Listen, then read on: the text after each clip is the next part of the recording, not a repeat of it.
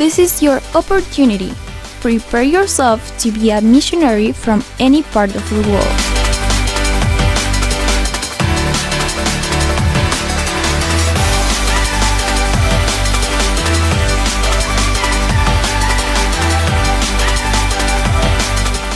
Online Mission School, your opportunity to find the necessary tools for mission. With courses in 3 different languages and speakers from around the world at no cost. Live the experience of mission school no matter where you are and be a volunteer anywhere in the world. Mission School, the journey begins here. Hello! Welcome to our 6th class of Mission School. We are already halfway through the course and there's very little left for you to get your certificate, so you can be a missionary. We're very happy to be able to accompany you in this class today. My name is Anthony Silva, I am a medical student here, and host with me is Camila Martins, a medical student here at Adventist del Plata University. Before we start announcing some important information, let's first seek God's presence in prayer. So I would like to ask Eduardo, that is also a medical student, to lead us in prayer.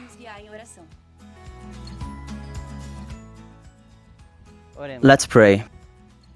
Dear God, thank you, Lord, for one more Sabbath that you give us, one more chance that we have to learn about you, about new cultures, about the missionary purpose that you have for our lives.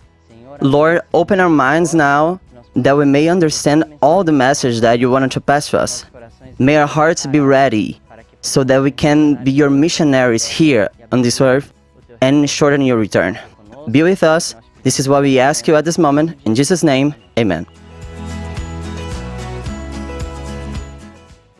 Thank you very much, Eduardo, for the beautiful prayer. Now some important information, so pay very close attention. Don't forget that at the end of each class, the corresponding exam will be available.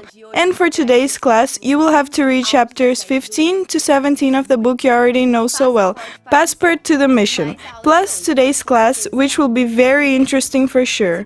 And if you still have some tests from previous classes that you haven't taken, hurry up because there's still time. We also remind you that in case you have any doubts, please do not hesitate to write us on Telegram, Facebook, or Instagram. And if you are interested in some of our causes exposed here, please contact us through the social networks. Today we will also have a special guest. Her name is Milena Mendes and she will tell us a little about her service in Mongolia, where she is serving as a missionary today. Hi guys from Mission School. How are you? Here who speaks is Milena. I am from Brazil and I live here in Mongolia since 2017. I am a journalist and also an English teacher, and I came here as a missionary in our only Adventist school in our country, which is in Hollenbatter. For those who don't know, Mongolia is a tiny country between China and Russia, Russia to the north and China to the south. But God in His infinite wisdom and mystery had something much bigger for my life than the 2.5-year contract as a missionary in this school. Still in my first year here, God that already knows about my passion for communication put me in an international journalism scenario. I was the first Brazilian on television in Mongolia. That was great for me. I never imagined that this could happen to me here. But I can tell you a story that happened in my first 24-hour here in Mongolia. It was winter. I went from 30 degrees in Brazil to minus 30 in the capital. It was a Friday night when I arrived here, almost midnight, and there was a couple of Brazilians who welcomed me. They were very kind and took me to my building, which was like most of the others in Mongolia, had a code for you to enter. And I wrote the code down on my cell phone. And for me to enter also on my floor, which was where the female dorm was another code, which was also in my phone. The couple invited me for a relaxing bath in their bathtub the next day and also to have lunch with them. Of course I accepted. I slept exhausted from the 40 hours of travel, got dressed and went to their house. I came back at night. I came alone because it was very close and I didn't have my cell phone. And I didn't remember the codes. That's when I challenged God that if He was with me, And I said, God, you open the Red Sea. Open these two doors for me, please. And I always get emotional when I tell this story because it's very real. The capital was the capital of the most polluted country in the world at that time. You couldn't see 2 meters away because of the smoke in the winter. As I was getting closer to the building, I saw a person holding the door for me to enter. It gives me goosebumps. I arrived and I looked at that person. It was a man with an European look, and in the building only student girls and pastor's daughter lived. And I was a foreigner who looked like different from everyone. I never saw that man again. I thank God for taking care of me in this half miracle, because I was still had halfway to go. On every floor there was a handwritten notice on the wall saying to keep the door closed for security. And I kept looking at those numbers and I had no idea what code to put it. I couldn't remember, I had just arrived in Mongolia.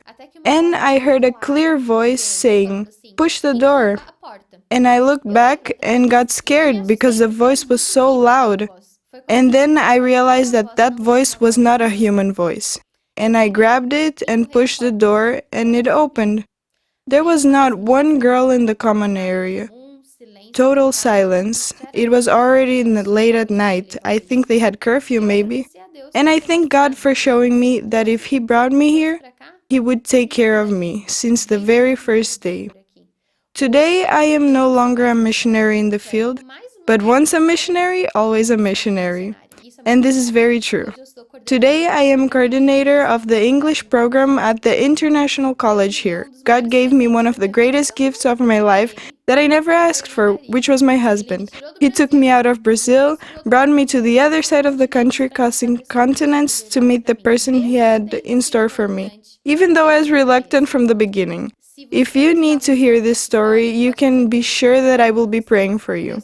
God did miracles in my life, continues to do, and I just want you to know that if you let Him, if you allow Him, open your heart to Him, He can do wonders in your life. May God bless you, and I will be praying for you. Bye-bye. Truly, thank you, Milena, for sharing a little of your experience. May God bless you and keep using you in the mission field. Now, we have a special message from our Adventist Volunteer Service South American Division Director, Pastor Johnny Oliveira.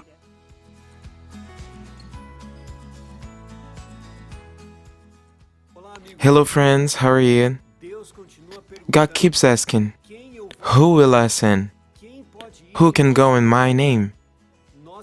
We're here to answer, I will go. The Adventist Church worldwide has invited us to rise up, to raise up a generation and say, "Sir, we're ready. Send us." Only there is one detail. Before leaving to serve in other cultures, it is important to be well prepared. Which is why the mission school, or the cross-cultural mission school, works not only there at WAP, but across the South American division. Congratulations on the beautiful work you have done through your Adventist volunteer service with the mission school, and congratulations to you who chose to set aside this time and participate, empower yourself, and learn to better serve our God wherever He sends you. Wherever He needs you, do not lose your focus. Be available. Depend for you to answer, "Sir, here I am. Send me. I will go." See you on the mission field.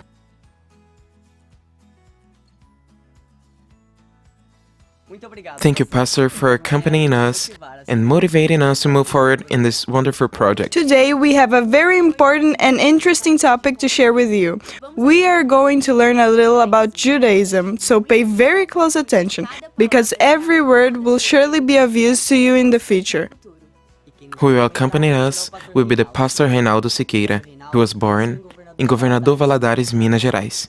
He holds a bachelor and master degree in theology from Faculté Adventiste de Théologie France and PhD in theology from Andrews University. and a postdoctorate in Hebrew literature from the University of São Paulo. He served as teacher of theology at UNASP Engenheiro Coelho. Since 2012, he has served as the rector of the Adventist Latin American Theology Seminary and coordinator of the Adventist Jewish communities in the South American Division. He is married to Deborah Cicada and has 2 children. Pastor Reynold, the time is all yours. Hello, how are you guys? I'm really happy to be here with you in this moment. I want more class of this School of Mission and to be able to talk about Judaism today. It is really one of the most known groups, and that's, spread everywhere in the world. And without a doubt, the Adventist mission also has to take that group into consideration and to get prepared to be able to share with them the message of the gospel. This 3-message Adventist message that God gave us to prepare the people to meet our Messiah. My name is Ronaldo Cicada, and it is a pleasure to be here with you.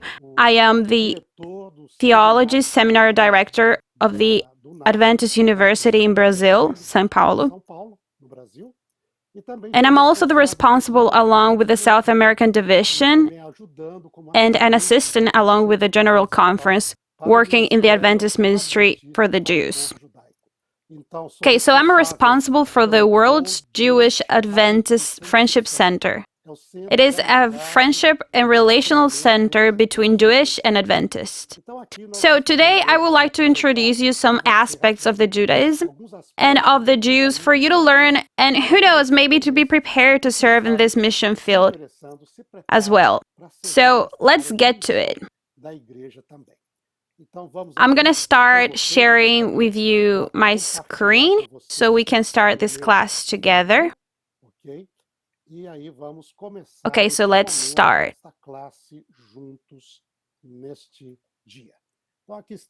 Okay, so here it is.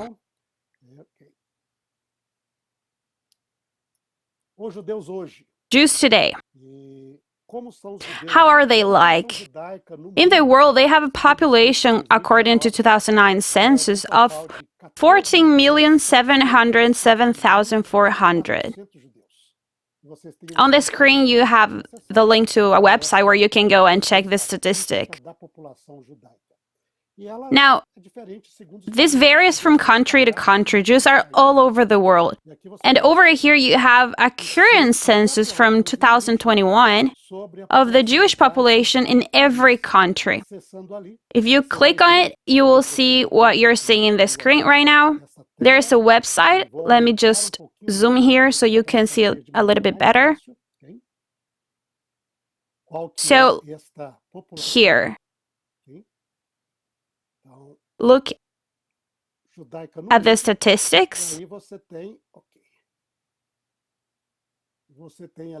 Okay, so here you can see the statistics. The country that has more Jews today is Israel, with a population of 6 million and over people. That's in Israel. But there's not only Jewish in this country, they also have Arabs and Christians, but most of the population are Jewish. In second place, we have the United States with 5 million over Jewish. Then we have France. That's the third country with over 4 million. Canada, almost 400. United Kingdom. Then we have Argentina with over 180,000 Jewish people. Then Russia, Germany, Australia, Brazil, South Africa, Ukraine, Mexico, Netherlands, and the list goes on and on and on. Italy, Switzerland, Sweden, Turkey, Spain, Panama. You can see that they are Jewish literally all over the world. Some countries have a big population and others not so much, but here you can have an idea of what the Jewish population is like in the world. Now, what type of Jews are they? I would like to invite you to learn about the different groups that they are in the midst of the Jewish population. I want to say that we have the ancient religious groups. Maybe the most known or the one that stands out the most is the Orthodox Jews, the ultra-Orthodox, because they tend to wear this black outfit. You know, the kids also wear this, and the women always wear the long dress. And you can see clearly where they live, whether it's in Israel, New York, Buenos Aires, St. Paul, or any other place where an ultra-Orthodox Jewish, they will have those characteristics. And they stand out when they walk around the streets, and people recognize them as Orthodox Jewish. He has his own worship style and the way he interacts. And here at the screen, you can also have another website where you can check out the kind of worship they have, so you can have an idea of how it sounds. When you click there, you will have this page where you can see a group of Orthodox Jewish. They're praying.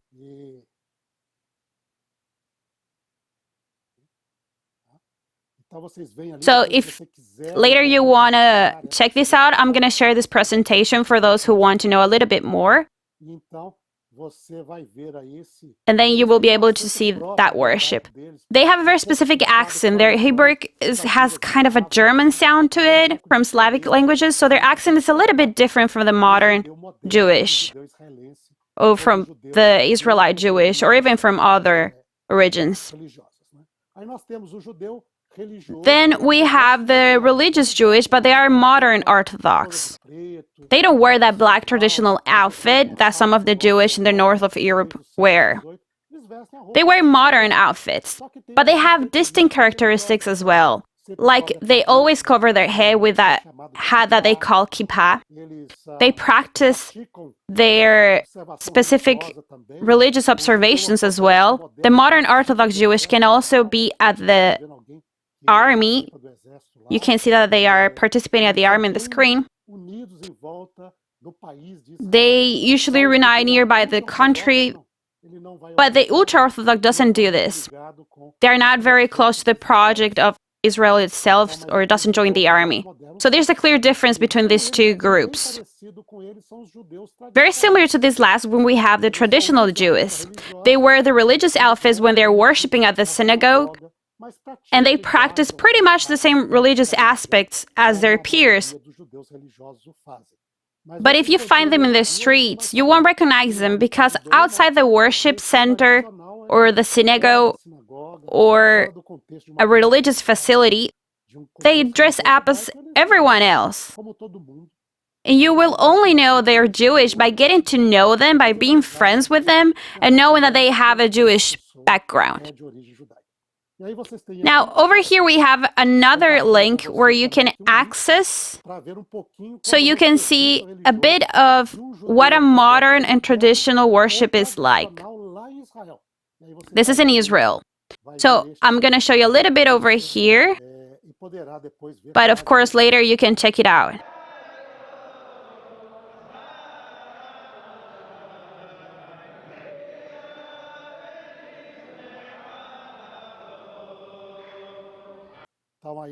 Okay, so there it is. I'm going to pause it right here. You can check it out later. And if you know a little bit of Hebrew, you can see that the accent is a little bit different. And a lot of them dress up in a modern way, just with a few distinctive characteristics, like the little hat that they put over their heads, etc. So this is the modern or traditionalist Jews, and you can see that over here at the synagogue, they're only men, and this happens in all of the three groups we just saw, because women will worship from a balcony or a separated room in the synagogue for them. So they keep these traditions in a systematic way. But among the religious group, you will also have the liberal or progressive Jewish. And over here, you're going to have a total different word, because then you will have women that work as rabbis. You will have women participating in the religious worshiping in an integral way. And you will also have different sort of march like it is the gender equality one, etc. So they are very involved with all of this. They also have a worshiping style that's more modern. They involve everyone and they have different instruments inside the synagogue. Well, the traditional one, they don't have that. They only use their voices. But in this group, you will have religious instruments. You will have women participating, wearing and using the same symbol that many use while praying. And for example, over here, I have another link where you can check the Central Synagogue of New York, that's liberal, from the Judaism Reformed, where the leader is a woman whose father is Jew, but her mom is Korean, so she looks like a Korean person. But now she works as a rabbi and maybe one of the most known.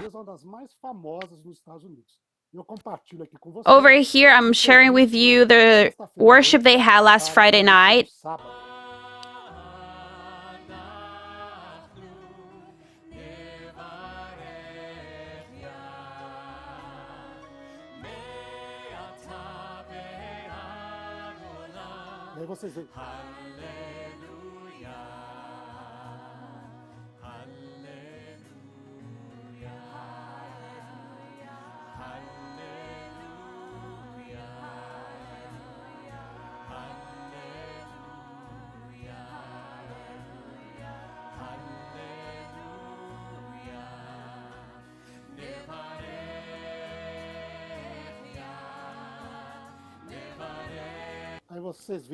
Here you can see that's a modern synagogue or liberal, progressive, and you can see that their system works differently, where both men and women participate, and their rhythm is also a little bit more modern, where they have a different kind of compositions made, and it is a very nice worship. They use a lot of music, so they sing a lot. So those are the main religious groups, from the ultra-Orthodox group till the liberal or progressive group. But all of them have the same aspect, that it is that they value the religion. But for the surprise of many, there are a lot of Jews that are non-denominational. They are secular Jewish, and that happens both inside Israel and outside, in different parts of the world. Let it be in America, Argentina, Brazil. There are a lot of Jews that do not participate in the religion. They keep their Jewish identity. They keep some of the cultural aspects of the religion as part of their identity, but they are not close to the religion. And you will find a lot of this kind of people in different parts of the world. Even in Israel, there are a bunch of people like this. Almost 70% of their population is made of secular Jews. And over here we have a vision of Tel Aviv in Jerusalem. And if you want to know a little bit more of Israel, you can access this link at the screen. I'm going to share just a little bit of it so you can have like a small idea of what it is like. So let's check out this video just a few minutes.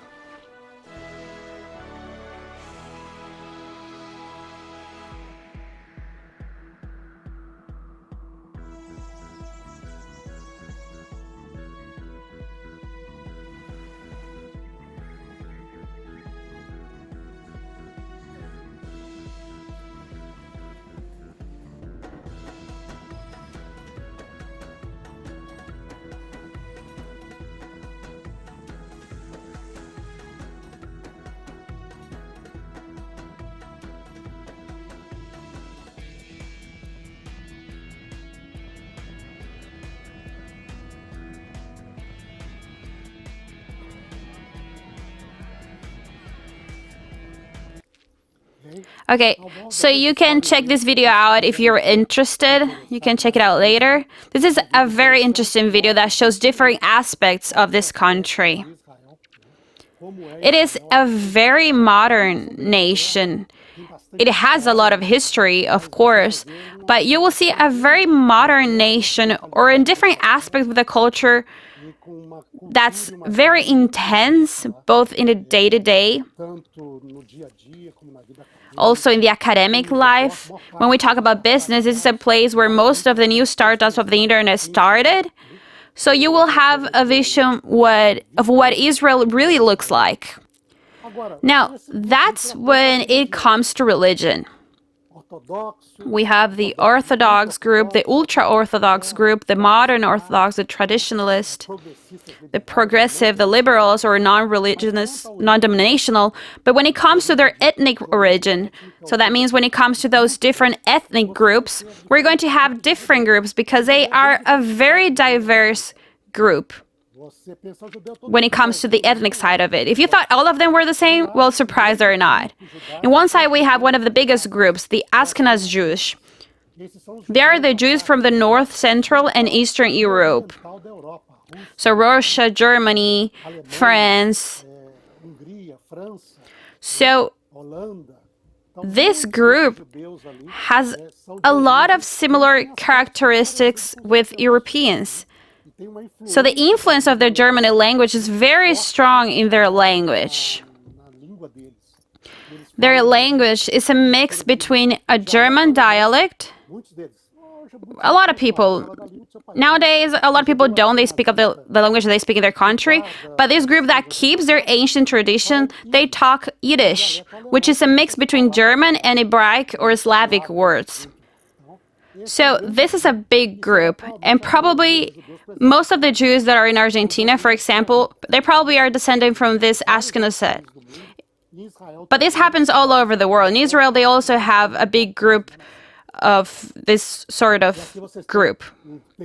And over here you will have a small video of a typical song that this group has. It's called a Classmate music, and that's typical from this culture. I'm going to show you a little bit of this video now.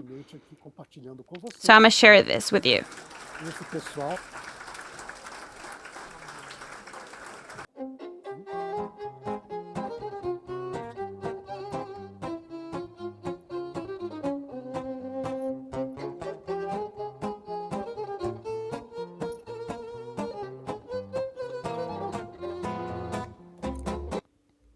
It is a very interesting music that makes part of their culture. And later you can check the whole video if you want.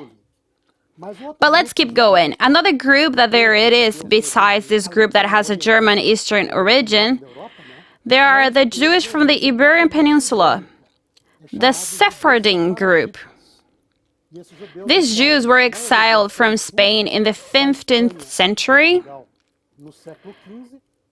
and they went to other areas of the world, bringing their unique tradition to the Iberian Peninsula and other parts of the world as well. So they brought that culture to the Jewish that lived in Spain during the Middle Age, or to those who lived in Portugal. So these are the Sephardim group. Sephard is the Hebrew word for Spain. So these are the Jews from Spanish origin. Now, this group also has its own culture. So they also kept this language that they called Ladino. Sadly, now a lot of their descendants do not speak it, but there are still a lot of people that do. And this is a Spanish from the 5th century. And a lot of them kept this language and taught it to their sons. So over here you have a singer that's from this group and that sings in this language. Let's check it out.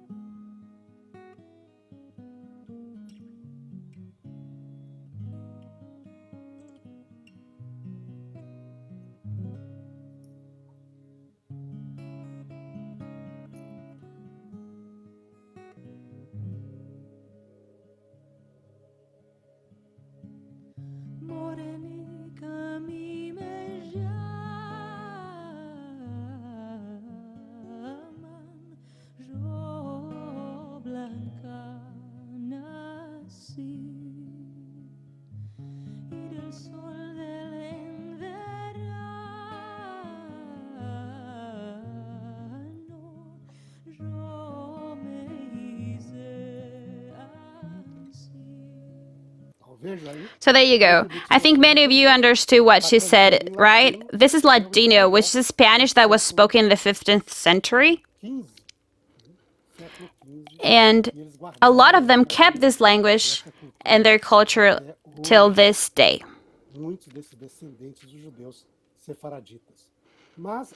Okay, so these are the two big groups that whether you go to Israel or any other country, you will see these two big groups, the Ashkenazim group from the North and Central Europe, and the Sephardim group. They're original from the Iberian Peninsula and lived in North Africa, so they have that Hispanic culture, and they also have like Turkey and other Middle East countries' culture. But we also have some other small groups that till this day live in Israel, for example, the Oriental Jews, also called Mizrahi. They come from Syria, Iraq, Yemen. And over here in these pictures, you can see a couple where you can see that the girl is dressed in red and the guy is wearing this golden vest. And this is a marriage ceremony, a Jewish Geminite marriage, where you can, where over here you can see a family, and over here you have some Jewish from Yemen, all these people over here, and all of them have the same origin. They have a very strong Arabic influence. So if you go to this video, you will see the religious worship and how it sounds. It sounds a lot like Arabic.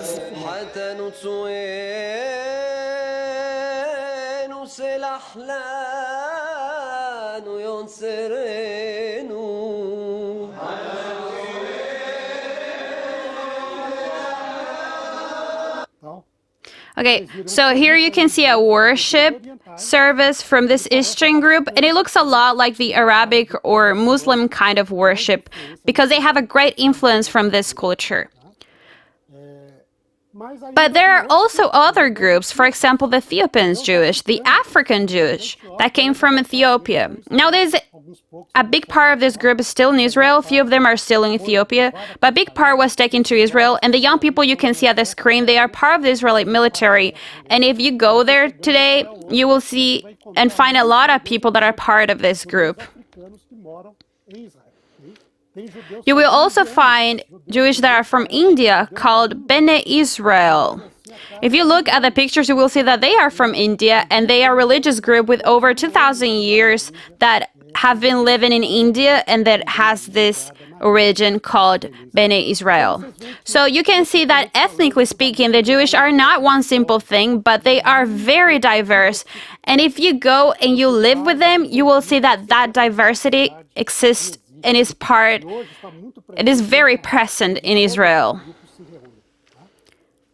So, moving along with today's class, I want to mention the main beliefs of Judaism. When we look at the Judaism, the main characteristics, what sets them apart, it is the kept of the Sabbath, the keeping of the Sabbath. The religious Jewish keep the Sabbath from the sunset on Friday until the sunset of the Sabbath. And over here you can see the ceremony that they have, the dinner that they have to receive the Sabbath. The worship, they eat 2 brands that reminds them of the manna that fell from heaven back then.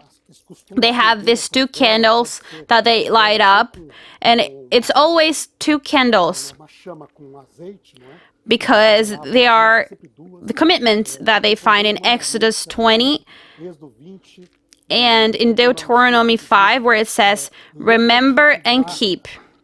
And they believe that's what we have to remember in the light of the house, when we feel the light in their houses, the light of God. It is a very nice ceremony for those who have been part of it in the whole process of receiving the Sabbath. It is a very nice ceremony in the Jewish culture. But besides that, you also have the Jewish festivities, and this is a characteristic present in all of the groups we saw. In the top right pictures, we have the Passover festivity, where you can see people reading and remember what we will call the Easter. In the picture below that one, we can see people with those sort of trumpets that they're celebrating in New Year's with the Rosh Hashanah, Feast of the Trumpets. In the middle, you have a picture of some people celebrating the Tabernacle Festival, where they build a tent in the house and they set it up with all the decoration, and they gather to eat and to get together for over a week. And then you have this little kid here in a festivity called Hanukkah, which happens nearby Christmas at the end of the year, where they celebrate the reinauguration of the temple in the Maccabees' time. These are a few of the Jewish festivities. They have a lot of them. But you know what's interesting? What might be interesting to a lot of you is that they don't make sacrifices anymore. They don't do this ever since the temple was destroyed. They do read the text, they remember the stories, but they don't sacrifice animals no more. They read and they remember the past of their history and their festivities and what they were like according to the Bible, keeping some of the elements that, can be kept nowadays without the temple, without the presence of the sacrifices. Another important aspect of the Judaism is the synagogue. They have the traditional synagogues, they have modern synagogues, as you can see, in all of these pictures. But also their belief is centered, and for many, many, many years it has been the center was in the synagogue, where families gather and they go there to worship on Sabbath, during the festivities, and every other religious moment as well. The synagogues actually have worships every day, in the morning and the afternoon. But the big gatherings, as you can see in the picture, are from the Sabbath or during a festivity. Another fundamental aspect of Judaism is the Torah or the Pentateuch. That is the center of the Judaism, along another books with the Torah, but it has a special importance. And they have this sort of closet that you can see over here in every synagogue. It can be small or big, but all of them have it, where they have this Pentateuch written in leather leaves that they fold and then they read, and they read as they used to do in the biblical times. They have kept this practice throughout the years, and it is what they call Sefer Torah, where they can read handwritten the Torah that was copied by a scribe that copies the whole Pentateuch, and from that reading they preach on their worship. So they also have another books from another prophet, but the main lecture will be from the Torah, the Pentateuch, the Law of Moses. Another important aspect of the Judaism is the Jewish tradition. The oral law, that's from the Talmud, which is a collection of books you can see in the screen. And that's what they study. Here you can see a page of the book that's written in Hebrew mixed with Aramaic. Sometimes it is mixed, but you have it written down with the same sort of fonts. You can also have the comments that different rabbis along the time have made, where you have a reference here to Maimonides, which is without a doubt the most famous rabbi in the story of Judaism. And on the right here you have something he wrote commenting different aspects of the Torah and the Jewish law and the Jewish tradition. And that is a very important aspect in the Judaism life, to be able to study those comments that the rabbis made throughout the centuries, especially of the Talmud. Another important aspect of Judaism is the Dietary Law.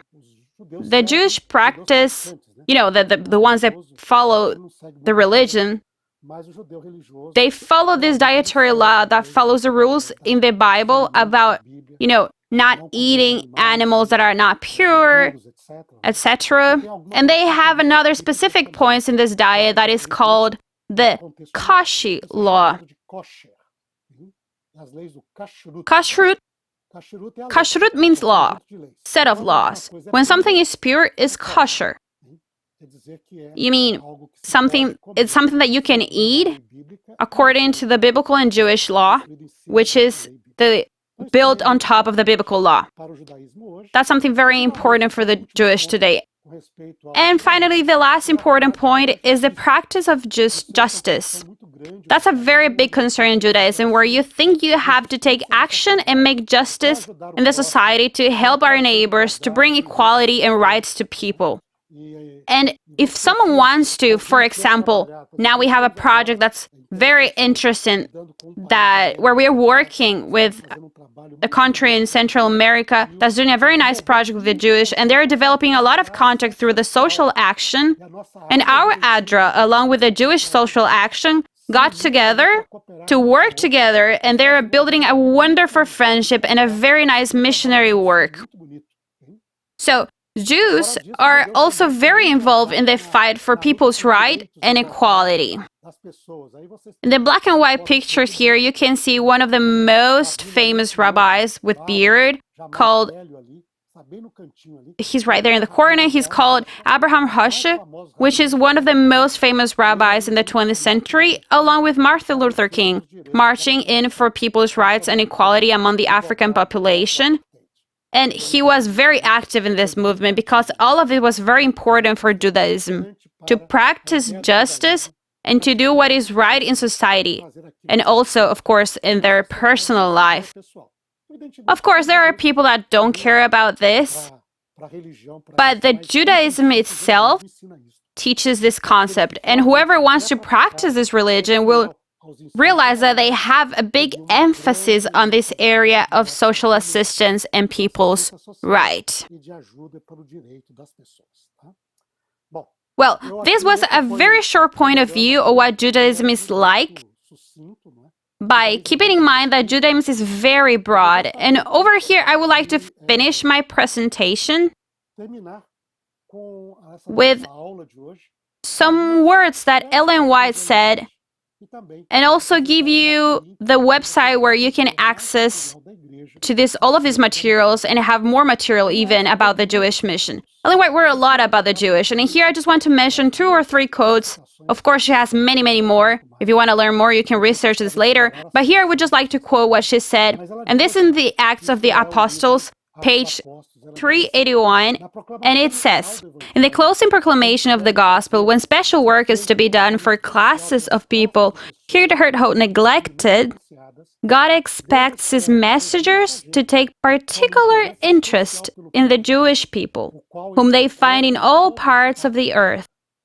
As the Old Testament scriptures are blended with the New in an explanation of Jehovah's eternal purpose. This will be to many of the Jews as the dawn of a new creation, the resurrection of the soul. As they see the Christ of the gospel dispensation portrayed in the pages of the Old Testament scriptures and perceive how clearly the New Testament explains the Old, their slumbering faculties will be aroused, and they will recognize Christ as the Savior of the world. Many will by faith will receive Christ as their Redeemer." The Acts of the Apostles, page 381.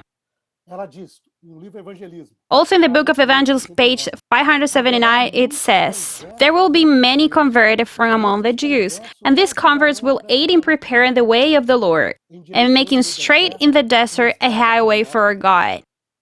Converted Jews are to have an important part to act in the great preparations to be made in the future to receive Christ, our Prince.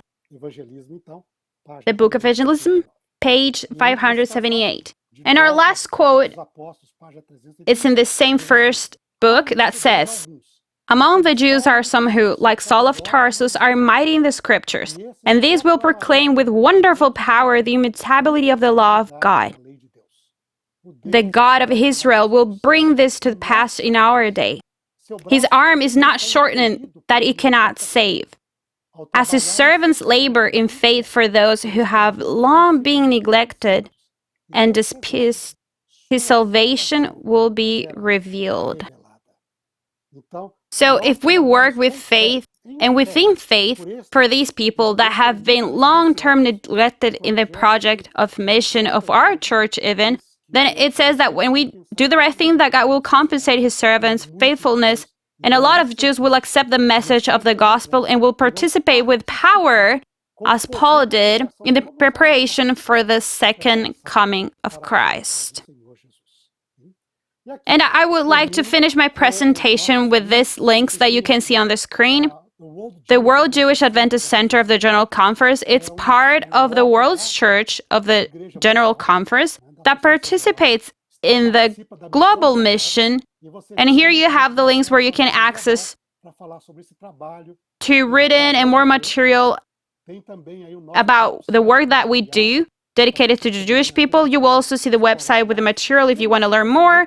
And you have also our Facebook page of Adventist Jewish, and it's all in English, but at the moment it's a good way to practice your English because English is very good for the mission. So that it is for today. I hope that you had a good and general point of view of what Judaism is, and that if God touches your heart, that you will be able to answer saying, "Here I am, send me, I will go."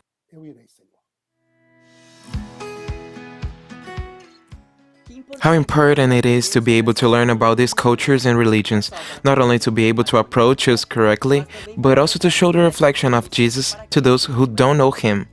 Thank you, Pastor, for following and sharing this valuable information with us. Before saying goodbye, we want to share with you a missionary call. Don't forget to pray a lot that God will show you where He needs you. And also, if you are interested in some of the calls presented here, don't waste time. Get on your cell phone and talk to us. Hi, I'm Pastor Gabriel, and I work at Central Brazil Adventist School, a boarding school with elementary and high school, found at Goiás, Brazil. We receive each year volunteers through the SVA here at our school. Among those are Boys Dean, Girls Dean, Journalist, and Chaplain Assistant. These are some of the functions we have available for 2022.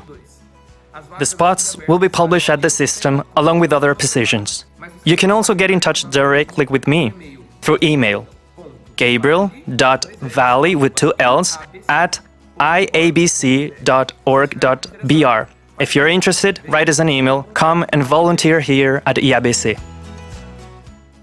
The time has come to say goodbye. We thank you all for your support and weekly presence here. This course was made for you. May God keep blessing you. And don't forget that your exam is already enabled, remembering that the chapters are from 15 to 17 plus today's class. We say goodbye with our theme song. Bye guys. See you next class.